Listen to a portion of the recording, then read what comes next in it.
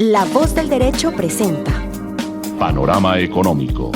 Los hechos, las cifras, las medidas oficiales, el sistema cambiario, monetario y crediticio. Dirige y conduce Luis Alberto Ávila.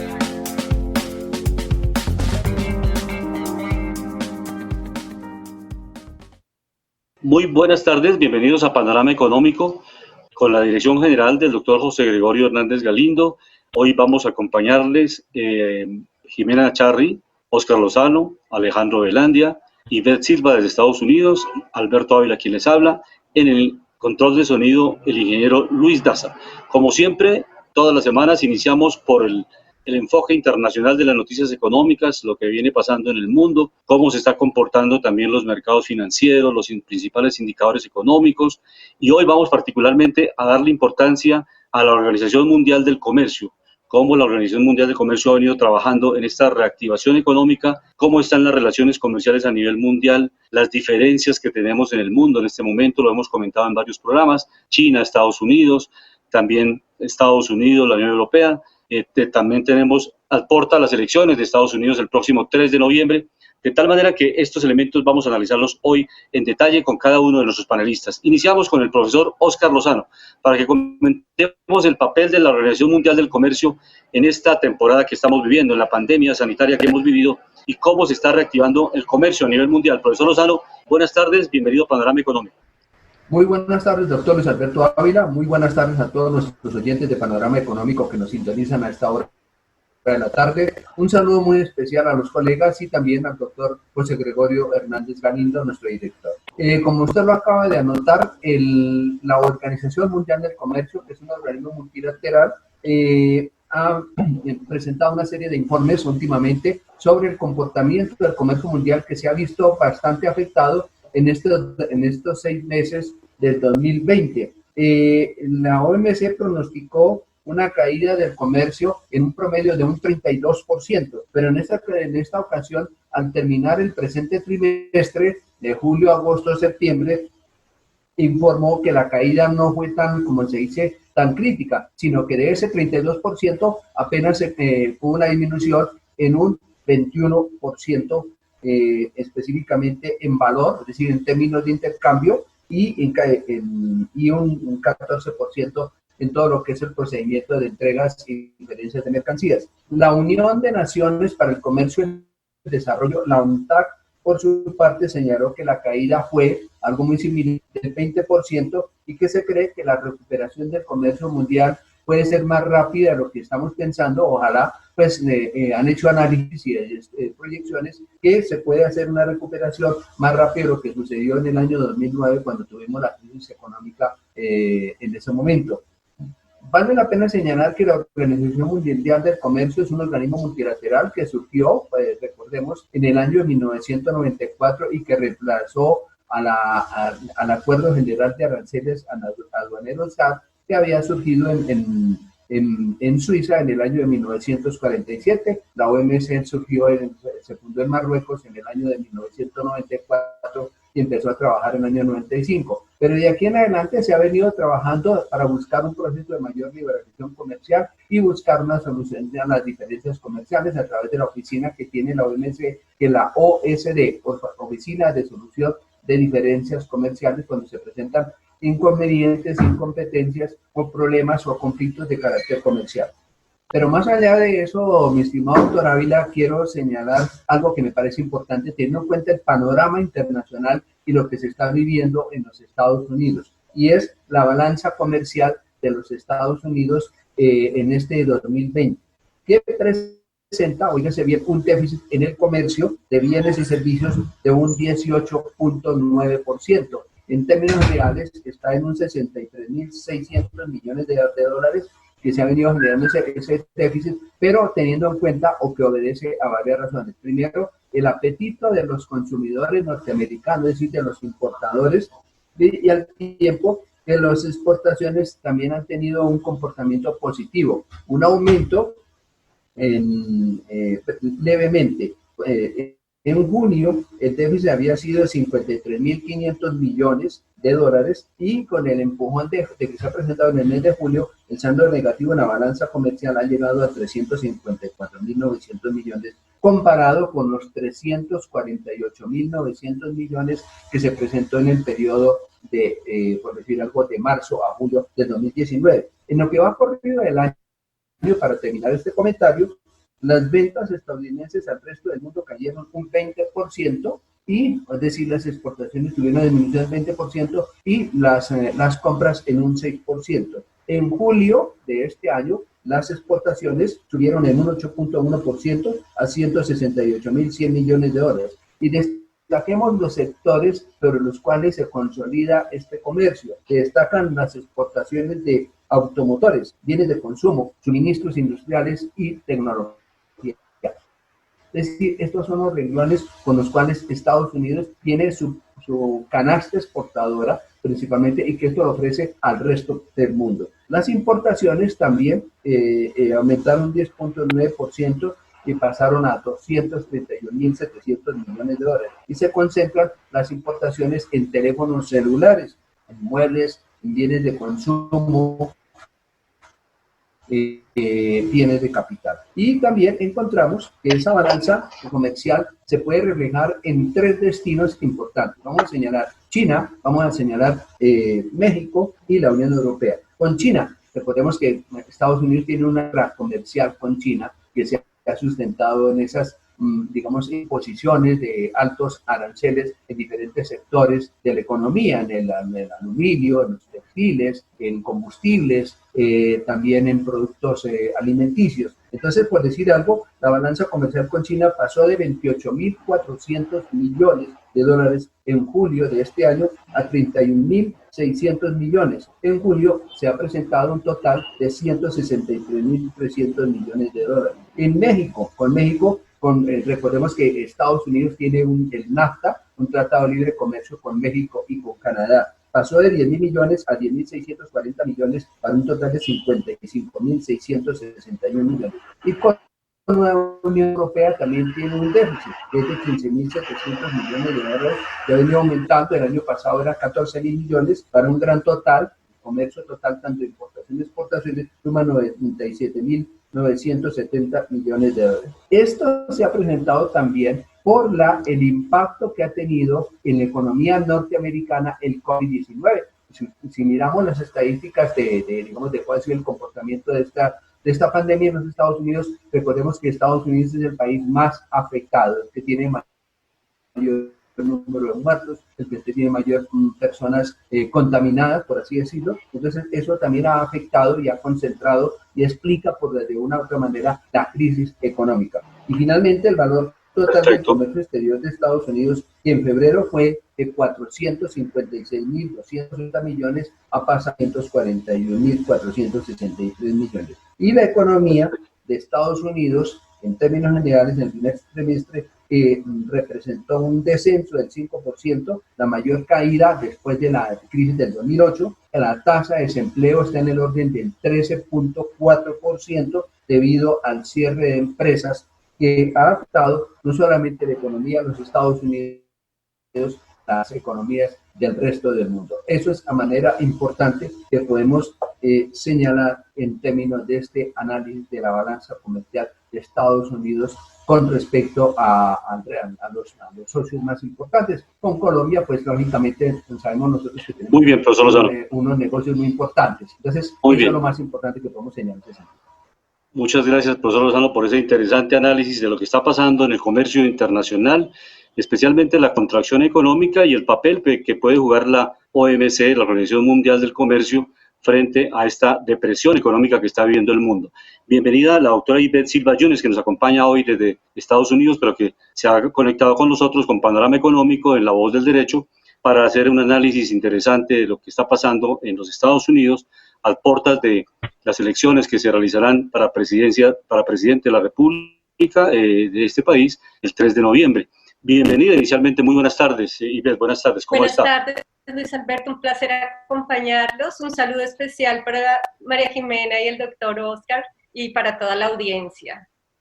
Perfecto, los invito a escuchar una intervención muy importante, una intervención muy interesante del expresidente del Banco Interamericano de Desarrollo, Luis Alberto Moreno, quien nos comenta exactamente la necesidad de tener multilateralismo y tener una visión también integral en el comercio internacional. O sea, no podemos cerrarnos a ningún país.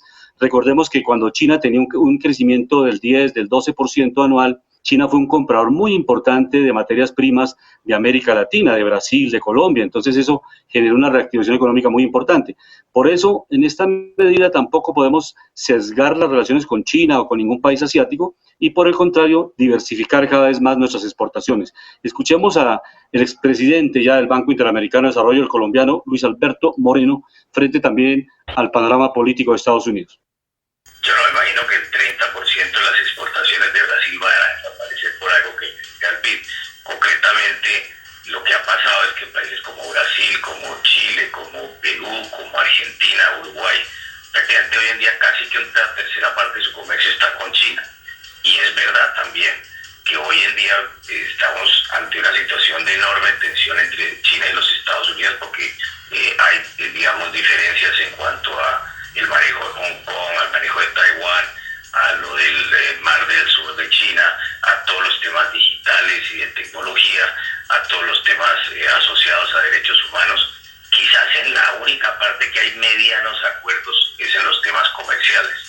Sin duda con tensiones, pero hay acuerdos comerciales. Mal podría América Latina darle la espalda al comercio con China, que entre otras cosas sirvió como un viento a favor muy importante en los últimos 15 años para ayudarles a muchas de las economías crecer sobre la base de las exportaciones de productos básicos, que esencialmente son 5 los productos básicos que exportamos, sobre todo desde Sudamérica, mineralgéticos y también agroalimentarios. Y creo que además las inversiones de China en América Latina, pues no nos vamos a negar a ellas, y yo creo que lo que nuestra región necesita es todo lo contrario, estar mucho más integrada al resto del mundo por todos los ciclos de comercio que hay, y hoy por hoy el mayor es Transpacífico.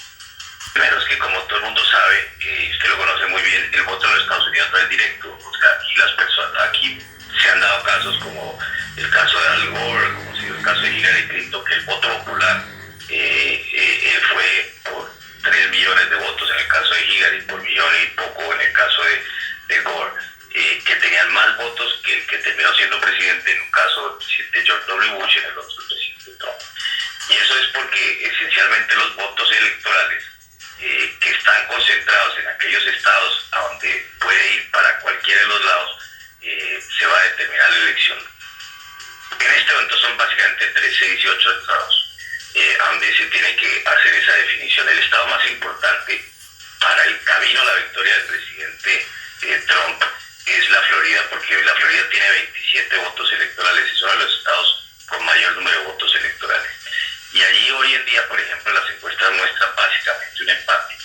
Hay otros estados, como es el caso de Carolina del Sur, como es el caso de Wisconsin, como es el caso de Michigan o Pensilvania, al igual que Ohio y Colorado, donde está, digamos, el resto de la elección, y en un par de esos estados están prácticamente empatados, en los otros está adelante el vicepresidente Biden. Hoy en votos electorales está adelante el vicepresidente Biden, simplemente si uno proyectara en las encuestas. Pero mucho va a depender de cómo se dé esa votación. Escuchábamos al expresidente del Banco Interamericano de Desarrollo, el doctor Luis Alberto Moreno, quien vive en Washington y desde luego tiene mucha información de qué está pasando en esta situación, en el proceso electoral que se avecina en los Estados Unidos. Él nos entregó un importante análisis relacionado con la necesidad de siempre tener una mirada diversificada en nuestras exportaciones, lo importante que es todo el sudeste asiático para que tengamos mercados también vigentes, exportando, importando de estos países para tener unas economías más vigorosas, especialmente en esta pandemia. Pero en el análisis electoral y en el análisis político también hay riesgos y lo que uno ve en los distintos análisis de los medios de comunicación a nivel mundial y a nivel de Colombia es que definitivamente la democracia norteamericana pues está en una situación muy difícil, muy crítica, porque Lo ideal de la política, la ciencia política como tal, es que los países o los candidatos a las corporaciones públicas, asambleas, consejos, a la misma presidencia de uno de los países más importantes del mundo, se desarrolle con unos debates con ideas, con propuestas, porque en el campo económico todos sabemos que hay una diferencia importante entre los demócratas y los republicanos en Estados Unidos. Los demócratas son partidarios de cobrar más impuestos a las empresas, a las entidades y personas con más ingresos, con más utilidades, y obviamente hacer una inversión social muy bien dirigida a la salud, a la educación, al mejoramiento de la calidad y la productividad del país. Por su parte, los republicanos, pues obviamente ya lo han implementado, con Ronald Reagan lo implementaron, disminuir impuestos a las empresas para estimular que las empresas se queden en el país o lleguen nuevas inversiones. Y desde luego, esto también es una propuesta que se ha cíclicamente implementado, o sea, llega un gobierno de republicanos, se implementan estas medidas, llegan los demócratas y necesariamente hay unos cambios en el horizonte.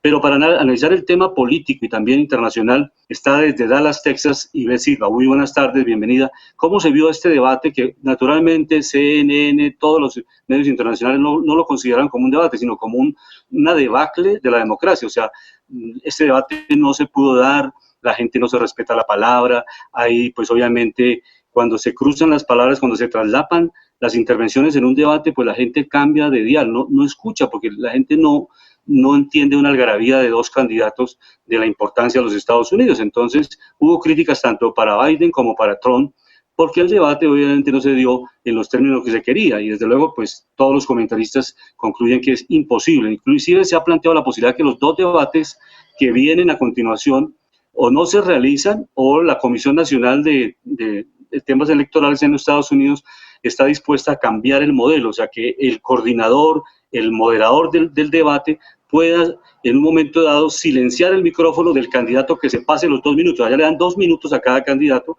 para que intervenga, y el que se pase esos minutos poderle interrumpir para que tenga equidad ese debate. ¿Cómo se vio ese panorama internacional? Ivette, muy buenas tardes, bienvenida a Panorama Económico, la voz del derecho. Un placer acompañarlo, Luis Alberto. Bueno, el debate realmente no fue tan inesperado como creíamos.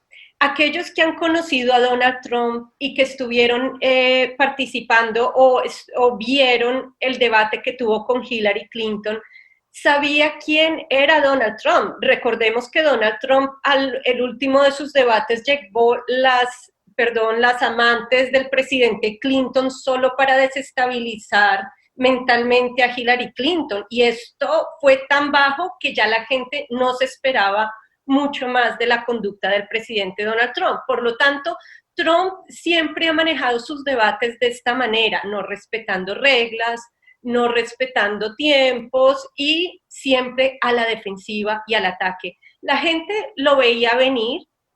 Y por parte del candidato Biden, la gente tenía un gran temor.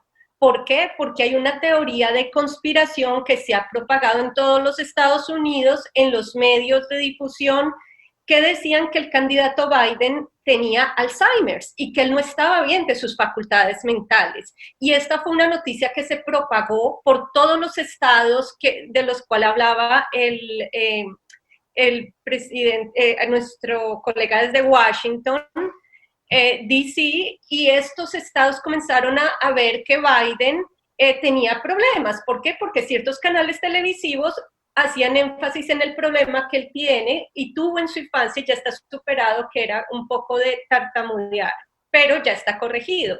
Y estos son los momentos que muchas plataformas de comunicación están filmando para decirles a la audiencia, él tiene problemas, él no está en facultades para ser nuestro candidato. Acabo de hablar con un abogado muy querido, amigo mío, republicano, y él me dijo, para mí fue definitivo el debate. ¿Por qué? Porque vio a Joe Biden claro en su discurso, a pesar de que casi no lo dejaron hablar, muy firme en sus propuestas, dirigiéndose a la Cámara, al pueblo americano, a explicarles y a quitarles ese temor de que qué va a pasar con las votaciones. Y él ha dicho, lo más importante es salir a votar. Entre todas las cuestiones que sucedieron en el debate, no sé si quieres que hablemos de los 2 puntos más importantes que tiene preocupado al pueblo estadounidense. Luis Alberto. Muy buenas tardes a todos mis colegas de panel, Luis Alberto Ávila, María Jimena, mi estimado doctor Oscar Lozano y nuestra invitada desde Dallas, Texas. Mucho gusto tenerte acá de nuevo, aquí en nuestro programa. Gracias. Estábamos mirando precisamente los indicadores más importantes a nivel global. Estábamos mirando el tema de las materias primas, cómo se estaban fluctuando de acuerdo a esta caída gracias a la pandemia, la restricción económica por parte de los gobiernos que tuvieron que cerrar muchos sectores de la economía. Hoy estamos mirando, por ejemplo, materias primas como el crudo, petróleo, WTI, cayendo fuertemente, menos el 4.15%. Esto es una caída muy fuerte en el mercado. Está cerrando en unos $38.05. También fuerte, negativo, en menos el 3.64%. Recordando materias primas, refugio de capitales importantes para bancos centrales, para grandes capitales a nivel global. Vemos el oro, que otra vez está subiendo el día de hoy y está positivo en el 0.90%, cerrando en un valor de los $1.912. En el caso de la plata, cerrando en los $23.99, está subiendo con más fuerza. Este también es un refugio de capital, subiendo en el positivo 2.11%. Hablando de la plata, porque este es un refugio de capital tan importante. Recordemos que China hace mucho tiempo era muy fuerte, era el país más importante a nivel de refugio en el tema de la plata. ¿Qué es lo que pasa con el comercio? Retomando esto de economía internacional, los indicadores. Los países asiáticos, más que todo China, le han hecho trampa al planeta. Joe Biden, en su gobierno, recordemos, fue que ayudó a China a entrar en la OMC sin cumplir todos los requisitos, ayudando precisamente a que China entrara sin cumplir con toda la normatividad. Adicional a esto que hay que mirar, se decía, hablando ya del debate de Joe Biden con Trump, Joe Biden lleva 47 años. ¿Cuáles son las políticas efectivas a volver otra vez competitivo a Estados Unidos? Recordemos que Estados Unidos, desde mediados de los 80s, se le cayó su balanza comercial, empezó a crear un déficit muy fuerte y en los 8 años que tuvo con Barack Obama no fortalecieron el dato productivo de Estados Unidos. Es más, el sector energético de Estados Unidos lo empezaron a castigar, bloquearon muchos oleoductos que habían entre Canadá y los Estados Unidos. Uno de estos era el Kingston y apenas llegó Donald Trump lo abrió. Políticas efectivas para no entrar en especulaciones. Donald Trump volvió otra vez a Estados Unidos independiente energéticamente. Estados Unidos hoy en día es exportador de gas. A nivel global también es uno de los grandes protagonistas. La producción de Estados Unidos de petróleo llegó a más de 15 millones de barriles antes de la pandemia.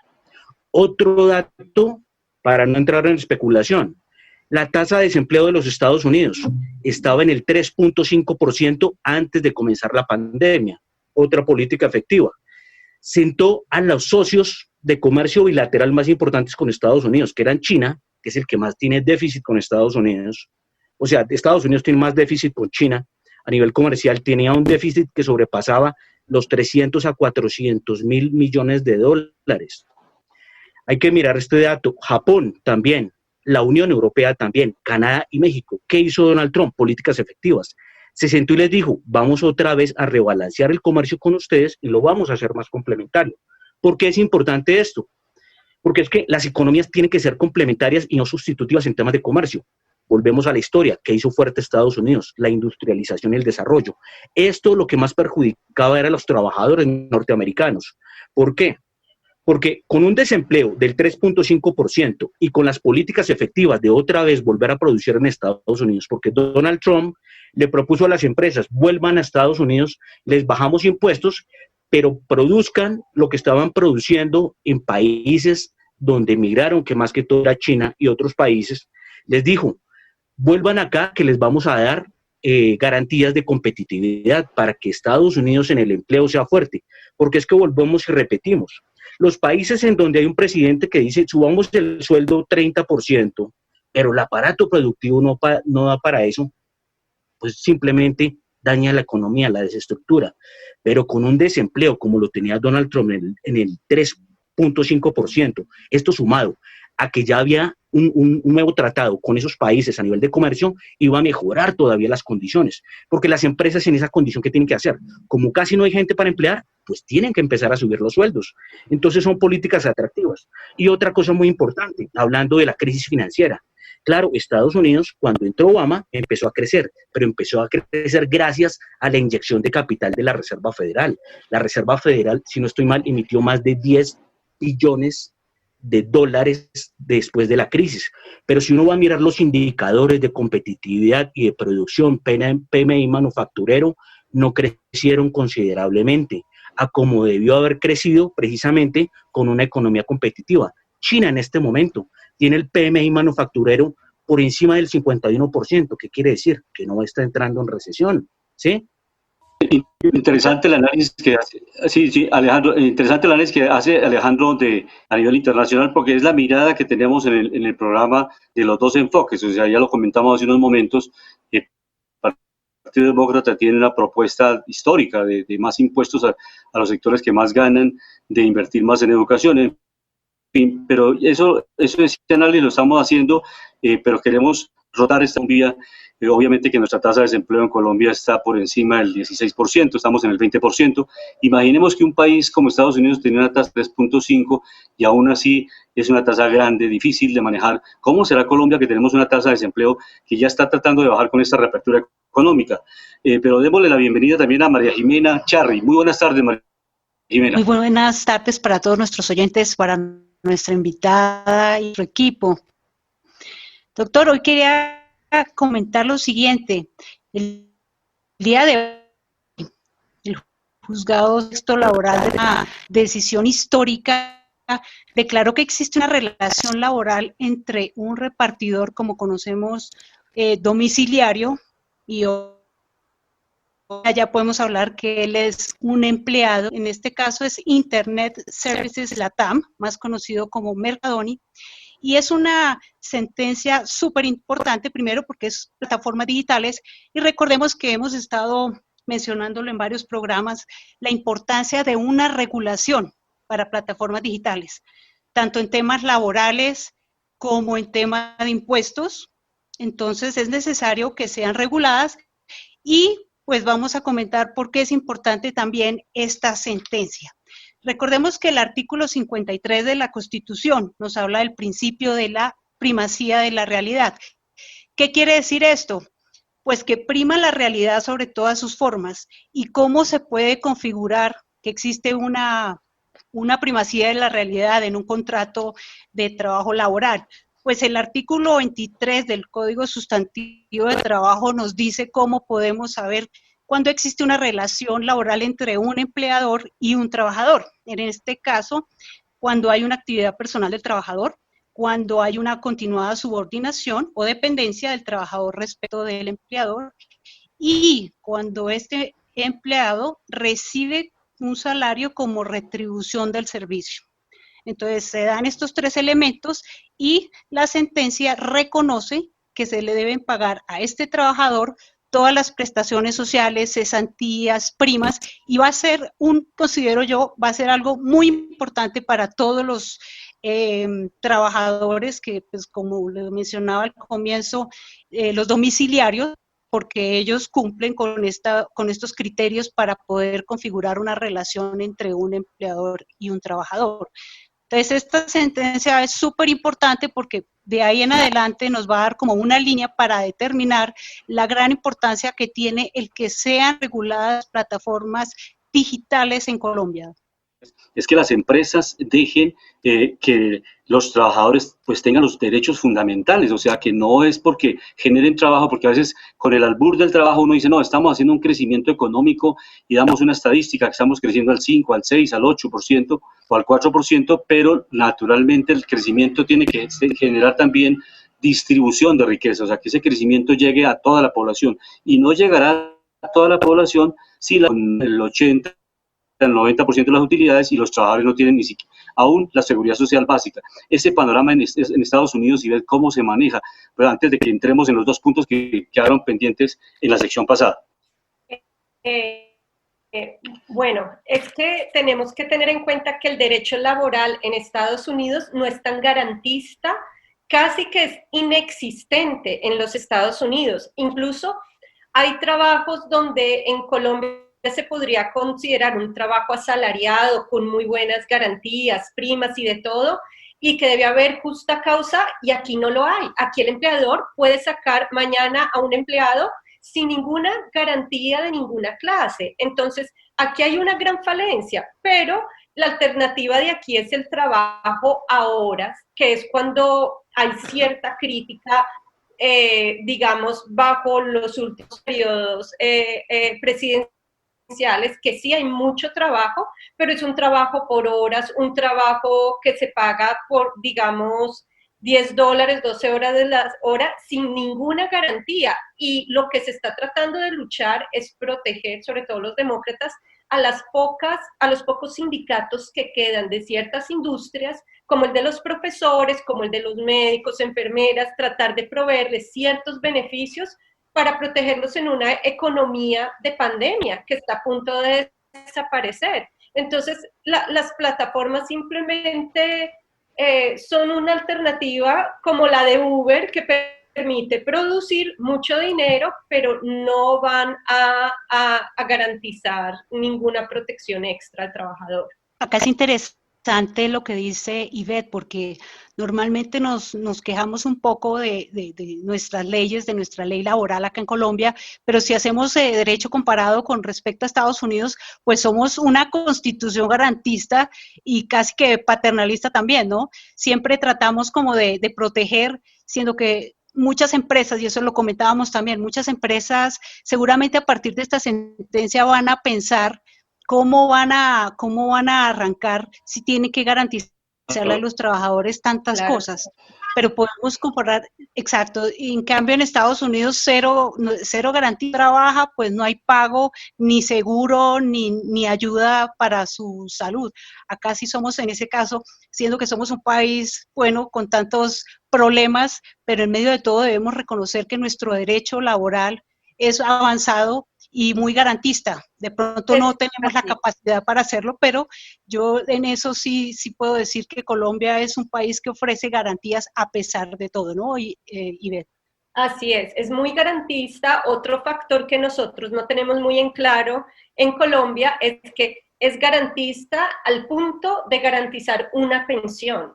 El problema en Estados Unidos es que ya no existe la pensión. Las pocas pensiones que existían de empleadores que le quitaban a los trabajadores ciertos porcentajes para meterlos en un fondo de seguridad social, digamos que esas estrategias se cambiaron y lo que hacen es poner el dinero de la gente, y esto es importante hablarlo económicamente, en acciones. Entonces, lo que pretende el pueblo americano es que la gente viva de las inversiones en las acciones y que esos sean sus recursos para su retiro definitivo. ¿Qué es lo que sucede? Que aquí, bajo la economía de Donald Trump y muchos índices que se utilizan, ven una economía y unos índices creciendo en B prácticamente, pero esta B corresponde al sector de la bolsa de valores. ¿Quiénes se están enriqueciendo? Las grandes compañías, sus acciones están incrementando los precios, pero cuando vemos la economía del hogar, la economía doméstica, falta muchísimo, mucha gente desempleada sin ningún beneficio ni ningún respaldo de ese sistema laboral paternalista que le diga, no se preocupe, aquí estamos. Ese por el momento, por el lado económico, Luis Alberto. Intervengo, porque esto es muy interesante para una pregunta. Siga, Virginia. ¿La pregunta cuál es? Se me está yendo. ¿Es obligatorio tener el fondo de retiro? ¿Es obligatorio? O sea, ¿la ley dice que tienen que tener su fondo de retiro o es algo optativo? En muchísimos estados es algo muy optativo, es la libertad ante todo, ¿no? Cada quien decide lo que quiere hacer con su capital y con los frutos de su trabajo. Más muchos empleadores hacen acuerdos con ciertos fondos de manejo de libre inversión, donde sus empleados deciden poner parte de sus salarios. Y en una época como esta es cuando se pone en periplo las pensiones de las personas en una economía de pandemia, digámoslo así. Hay una cosa que yo voy a aportar a este consenso que se está hablando para mirar el otro ángulo. Sí. Es importante mirar una cosa. Yo sé que Ivette se refiere a la bolsa solo como la bolsa. Resulta que la bolsa es el reflejo de la economía y del aparato productivo de un país. Me explico. Por ejemplo, Walmart, Amazon, esas empresas que cotizan en la bolsa son grandes empleadoras. Por ejemplo, Walmart, si no estoy bien el dato, emplea a más de 2 millones de personas a nivel Estados Unidos y a nivel internacional. El caso de Amazon es una compañía de tecnología, pero que también viene incrementando mucho el tema de empleo y también viene creciendo mucho a nivel no solo Estados Unidos, sino internacional. Los fondos, ¿qué hacen? Obviamente compran acciones de las empresas de Estados Unidos, por eso es que Estados Unidos tiene que cuidar tanto el mercado. ¿Por qué? Porque hablaba al principio que Estados Unidos, a través del presidente Donald Trump, que se le sataniza, no por los datos económicos reales, sino por otro tipo de cosas. Hay que explicar una cosa, que si Donald Trump tenía el desempleo en el 3.5% y había hecho mejores tratados de rebalanceo comercial con Estados Unidos, pues ¿qué era lo que se venía a futuro? Mejores condiciones para el empleo, como le explicaba por qué. Porque si el desempleo está en el 3.5% y las empresas no tienen a quién contratar, pues obviamente ¿qué va a empezar a hacer? Ley de oferta y demanda. Como no hay casi gente, entonces las empresas se empiezan a pelear esos poquitos desempleados que hay. Porque según los economistas, un desempleo del 3.5% prácticamente no hay desempleo. O sea, es una cifra tan mínima que es esa gente que está cambiando. Eso se llama desempleo friccional. Sí, eso es lo que se llama desempleo friccional. Entonces, es importante decir una cosa. Yo estoy de acuerdo con Ivette y nos sumamos en una cosa. Las condiciones sociales, pero esas condiciones sociales van atadas precisamente al cuidado de ese mercado y al cuidado del aparato productivo de Estados Unidos. ¿Cómo puede ser, Ivette? Te comento que General Motors era de las 5 empresas más importantes del mundo. Hoy en día está que sale por encima de las 20 ya casi. La Ford Motor también.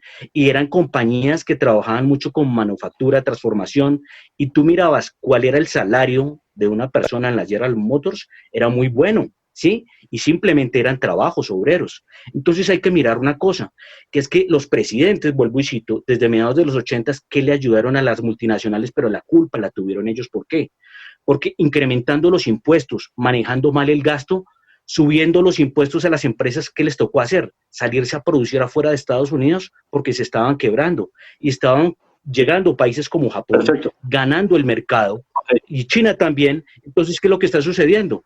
A Estados Unidos le toca cuidar su aparato productivo si quiere generar un empleo de calidad. Pero ¿cómo se le ocurre a un presidente sustituir exportaciones por importaciones? A todos los países, Alejandro, esa labor tiene que cumplir todos los países, porque nosotros no.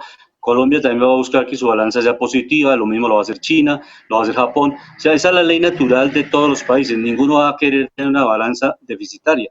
Lo que pasa es que, lo hemos comentado en varios programas, Alejandro, la esencia de un país es la educación. Si un país no eleva su calidad de educación, su productividad, pues así le den aranceles, devaluación, estímulos temporales, no generan soluciones estructurales. Eso lo hemos analizado con muchos economistas a nivel nacional e internacional. La única medida es que la innovación de un país sea la vanguardista.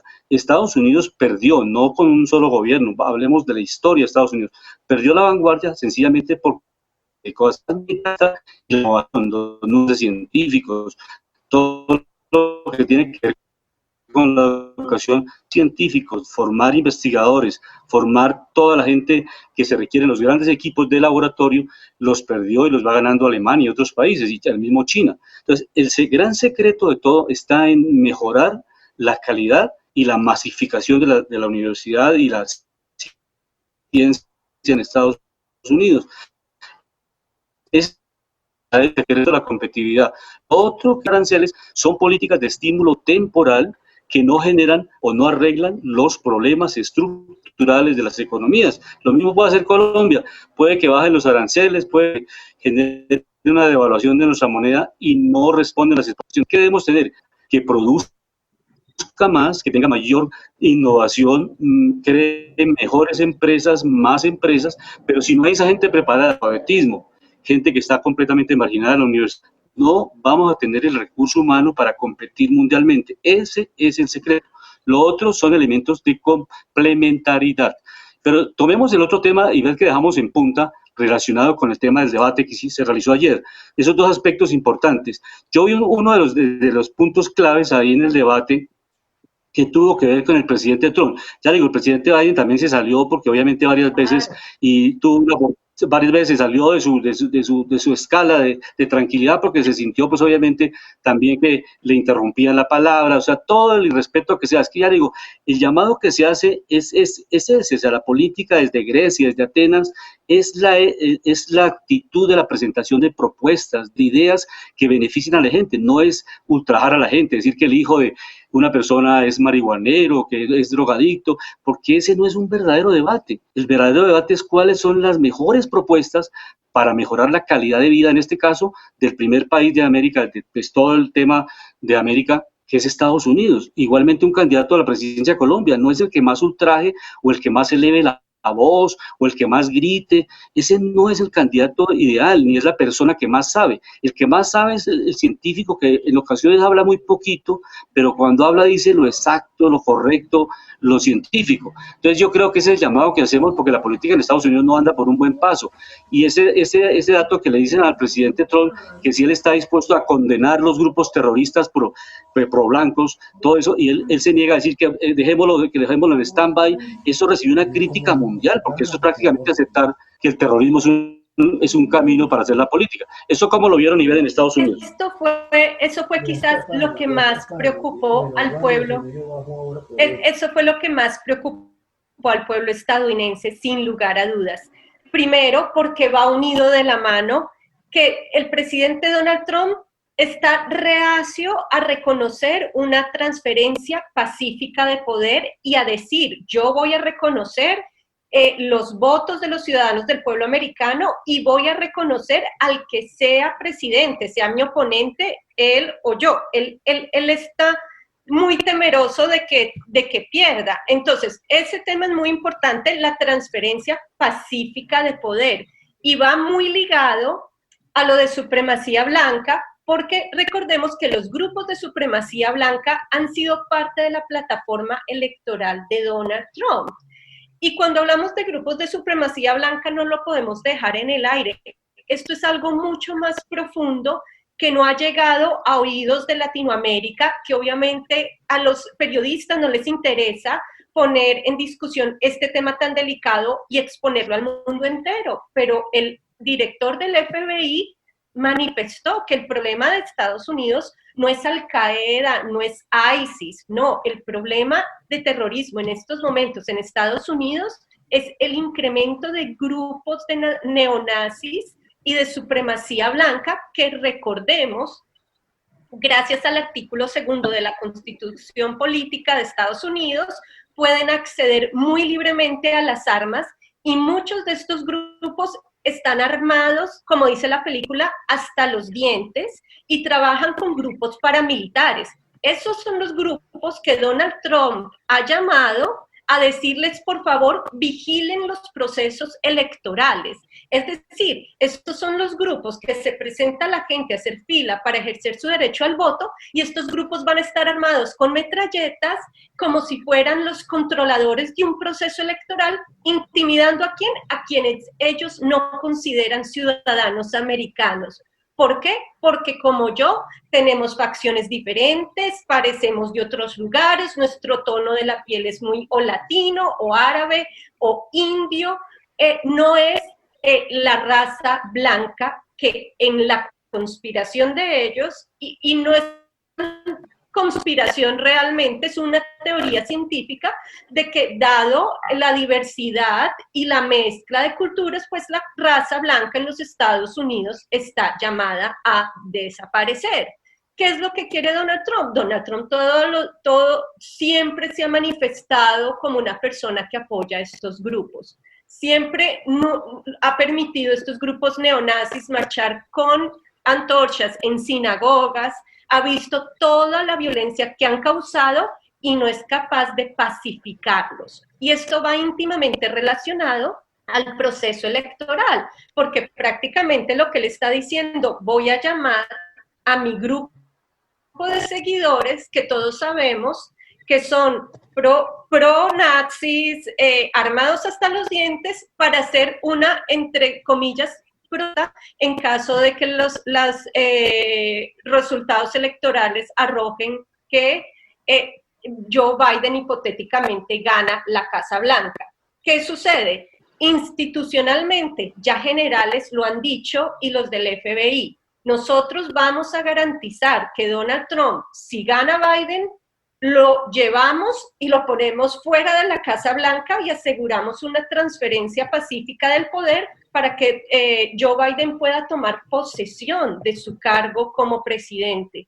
Y esto, Alejandro, me gustaría en un futuro discutirlo contigo porque yo sé que el tiempo se acaba, pero si la economía fuera tan relevante, sería el primer punto que se hubiera hablado en el debate.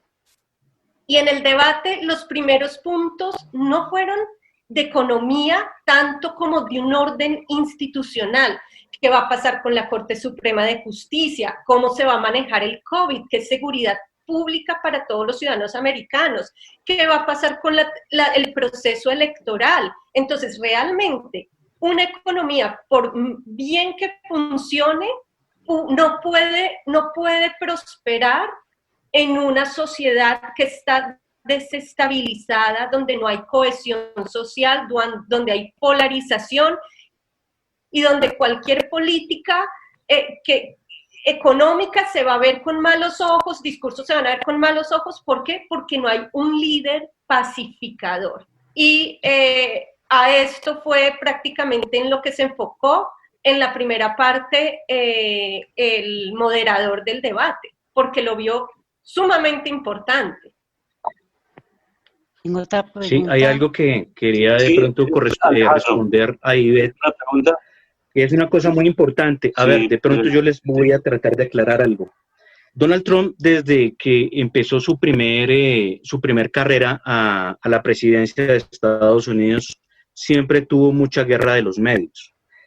Y eso se vio desde todas las cadenas. Era un presidente que siempre desde el principio se le trató de hacer mucho bullying y trató de siempre irse a los aspectos no importantes, como lo dice Ivette, que realmente le deben importar a un ciudadano, ¿sí? Por ejemplo, que si un señor tuvo una esposa o la dejó, o que tuvo amantes, o, bueno, en fin, una cantidad de cosas que van ya al rol personal de cada ser humano. Porque si vamos a hablar de cosas del rol personal de cada ser humano, pues creo que en el mundo nadie habla. Hay una cosa importante que hay que hablar acá, respondiéndole a Ivette, perdón, voy a terminar respondiéndole a Ivette, el tema económico. Yo estoy de acuerdo con Ivette que obviamente la institucionalidad es muy importante, pero si uno tiene una economía debilitada, una economía, y quiéralo o no, sí, Estados Unidos tuvo errores, pero mira que gracias a Estados Unidos, es que gracias a ellos el planeta tiene más o menos democracia a nivel global y tiene más o menos derechos. ¿Por qué? ¿Qué era la Unión Soviética? ¿Qué era China? Y son dos grandes poderes y dos grandes potencias. ¿Qué nos puede empezar a suceder si China empieza a gobernar el planeta? Allá no tienen democracia. Hay muchas quejas por derechos humanos, hay muchas quejas precisamente porque se vulneran cada rato el principio del ser. ¿Qué pasa con los demócratas? Hablando de principios humanos, esa promoción que hay con el tema del aborto hasta el 9º mes, esas son cosas que no se pueden defender. Eso es institucionalidad y esas son cosas muy importantes. Entonces, yo estoy de acuerdo con una cosa, principio fundamental. Pero estamos hablando de economía aquí en este programa, es lo que yo invito. Que siempre miremos los datos y quién es el que ha hecho bien la tarea y quiénes son los que han metido en problemas un país. Porque hay una cosa que de pronto coincidimos con el profesor Ávila, que no son tanto los personajes, sino las ideas. No importa el personaje que cambie, sino que las ideas precisamente beneficien a todos los ciudadanos de un país. Y lo que tú hablabas, por supuesto, los migrantes, que obviamente tienen que tener, obviamente, un buen estatus y tienen que también el tema de su legalidad a través de lo legal, ¿sí? Que es lo que Donald Trump decía. Es importante poner esto en contexto, ¿para qué? Para que obviamente todas las ideas son importantes, pero mirando desde una estructura que se pueda generar, como la economía, que era lo que hablaba precisamente, que se tienen que dar ciertos indicadores. Perfecto, Alejandro. Óscar Lozano, profesor Óscar Lozano, su mirada frente a este panorama internacional que se está analizando aquí de manera muy rica, muy interesante por cada uno de los panelistas. Bueno, Lo escuchamos. una cosa muy importante que, de acuerdo a lo que han señalado la doctora Ivette y lo que señala Alejandro, pues mire, yo veo en el contexto y de acuerdo a lo que yo vi en el pasado debate, es que no hay claridad. Y me preocupa algo en el sentido de que vi personalmente una posición muy firme, muy bien puesta de parte del vicepresidente, el señor Biden, con respecto a lo que está señalando Donald Trump. Alejandro señala de que Donald Trump ha empujado la economía, nadie le desconoce eso, pero es que en este momento, dentro de una campaña, no se muestra, Donald Trump no ha mostrado nada, cuáles son las propuestas concretas. Mientras que Joe Biden sí le está diciendo al mundo, en términos generales, y espero no equivocarme, mire, la economía va por este y este lado. Porque es que desafortunadamente hay que decirlo, Donald Trump se ha enfocado únicamente a decir, y pues en cierta medida es muy válido, de que el problema es con China. Pero ¿dónde se queda el resto del mundo? Entonces ahí también hay que mirar una serie de alternativas. Habría que esperar que el panorama se aclare un poco con los próximos conversatorios, con los próximos debates, teniendo en cuenta pues las perspectivas económicas, pero en términos generales uno ve, sí, nadie le desconoce los aspectos positivos que ha hecho Donald Trump, pero él también, y es claro, lo que ha dicho y lo que la prensa internacional ya hemos dado cuenta, que no se trata de ofender, que no se trata de ultrajar, que no se trata de cambiar. Algo que quiero señalar es las ofensas que le ha hecho el señor Trump a Colombia. ¿Cómo es posible que va a decir en días pasados, que eso ha sido tema de debate, que Colombia la población colombiana en su gran porcentaje es narcoterrorista, que el expresidente Santos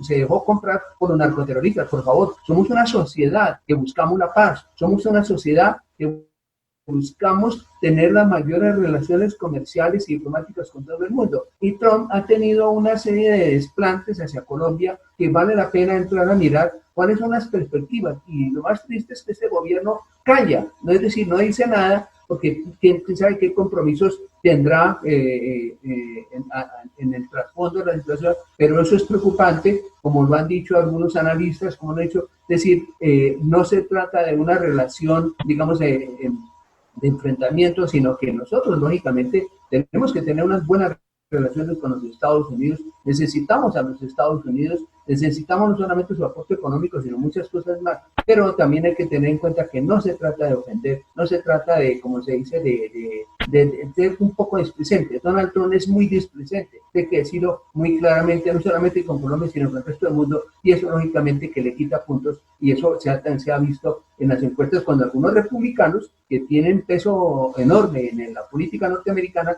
se le han quitado su apoyo y se han pasado al bando de los demócratas. Ese es mi aporte en este sentido. Yo quería preguntarte algo más, Ivette, Claro. aprovechando tus aportes, quería preguntarte el tema de evasión de impuestos, ¿no? Porque también lo están acusando fuertemente de evasión de impuestos a Trump, y también dicen que a él no le convendría donde se saque toda esta información al aire, públicamente. Y lo otro que quería preguntarte es cómo ves la comunidad latina. Bueno, ¿Qué sondeo puedes hacer para orientarnos un poco acerca de eso? Porque yo sé que en la Florida, al parecer, es muy fuerte Trump, ¿no? es ¿Cómo muy ves fuerte, María Jimena, pero comencemos con lo de los impuestos porque eso es algo muy importante. Las contribuciones a las campañas, las declaraciones financieras que ha hecho Donald Trump, las declaraciones con el IRS, que es como la DIAN, son documentos legales y en los cuales se refleja un claro fraude. ¿Qué sucede con el presidente Donald Trump y por qué su vulnerabilidad? A todos nos tiene escandalizados que haya declarado $750 de federal tax durante los 10 años, más que yo y cualquier colombiano, y a veces no ha pagado nada. Entonces no se sabe si Donald Trump realmente es tan rico como lo dice, o si realmente está endeudado hasta los dientes. Y esto es un problema muy delicado, porque lo que se dice es, si Donald Trump está endeudado en 400 algo millones de dólares, no es con ningún banco estadounidense, porque después de la quiebra que él tuvo en los 90s, todos los bancos estadounidenses le cerraron las puertas a él. Y al parecer, los recursos que él ha obtenido vienen de Rusia, de Arabia Saudita y de Turquía. Entonces, ¿cuál es el problema que hay en materia de seguridad nacional? Que muchas decisiones que Donald Trump ha tomado en materia de política internacional han favorecido los intereses de Rusia, de Putin, y de Turquía, y de Arabia Saudita, y hasta de Filipinas. En materia de contratos, él declara impuestos en esos países más que acá. Entonces, ya comienza todo este tema de los taxes a irse, no solamente al simple hecho de que debe millones, sino a quién le debe los millones Donald Trump y a quién le debe favores, y si él va a poner por encima los intereses económicos de este país y las decisiones de seguridad nacional, o si está siendo influenciado y presionado por agentes como Moscú, como el Kremlin, Turquía y otros países. Esto no se trató mucho y es importante verlo. Si vimos el debate, todos nos daremos cuenta que lo nombró así Biden para no darle importancia, porque no es realmente lo importante que solamente haya pagado 750. Ahora, en cuanto a la comunidad latina de Florida, tenemos al grupo de los cubanos exiliados durante Fidel Castro, y ese grupo es republicano, muy republicano, y apoya obviamente todas las medidas de extrema derecha que ataquen a regímenes comunistas. Pero cuando vemos la conducta de Donald Trump con Puerto Rico, un abandono total de la isla, y solamente ahorita, hace 2 meses, que vienen las elecciones, decidió darles dinero y fondos y movilizar muchas cosas, los puertorriqueños no los quieren. Los venezolanos que están aquí también tienen su agenda, nada que sea Maduro y nada que sea el régimen de Maduro. Los colombianos lo ven a él también porque aquí ha habido un discurso muy fuerte de la extrema derecha en canales televisivos como Francia 24 y otros que llegan y salen de Florida, y sé que ha prometido dinero a Colombia. ¿Lo va a cumplir? No lo sabemos, pero él sí sabe que Colombia es la joya geopolítica estratégica de la región andina. Y por eso no se me hace extraño los ataques, pero no se me hace extraño que le haya prometido a los colombianos una ayuda financiera. Todos esperamos que él cumpla, esa es la esperanza. Pero aquí Estados Unidos se quedó con muchas esperanzas y muchas promesas incumplidas en materia de desarrollo y en materia de fondos para grandes proyectos. Entonces yo no contaría con Donald Trump. ¿Qué sucede? Bueno, Florida es latino, pero es que New York también es latino y demócrata. California es muy demócrata y la población hispana es grandísima y no hay mucha gente en esos estados realmente que apoye tanto a Donald Trump, dadas las políticas anti-inmigrantes. Y con esto anti-inmigrante digo, no se trata de que una persona no tenga una posición en contra de la inmigración ilegal. Yo soy una que trabajo en inmigración, no estoy de acuerdo con la inmigración ilegal, donde no haya inspección y se pasen la frontera, no. Pero es que el problema migratorio aquí es muy delicado y ha llegado al punto, y esto nadie lo comenta, pero ha llegado al punto, por ejemplo, de que si eres ciudadano, formado, estudiado aquí, nacionalizado estadounidense, haciendo las cosas bien, pues él a muchos contratistas les ha dado la orden de no contratar a los nacionalizados estadounidenses porque no los considera lo suficientemente patriotas. Entonces hay una serie de políticas antiinmigrantes que no siempre están relacionadas con la política migratoria que se tiene que arreglar tarde o temprano, pero también con el trato del inmigrante al interior del sector público de Estados Unidos. Perfecto. Hay una cosa que yo quería ahora responder del otro ángulo. Nos queda un minuto de programa. Es que nos queda un minuto de programa. Para que los oyentes, para que haya cobertura. Por ejemplo, Sí, el tema de Puerto Rico, ahí les voy a poner un ejemplo. El tema de Puerto Rico es que Puerto Rico no ha sido juicioso con sus finanzas públicas desde hace mucho tiempo en el tema del manejo de los dineros públicos. Puerto Rico en muchas ocasiones estuvo en riesgo y ha estado en riesgo de entrar en un default en tema de impagos con sus compromisos de deuda. Eso no es un Estado eficiente. Entonces Estados Unidos también le dijo, ustedes tienen que ser juiciosos con el manejo del Estado.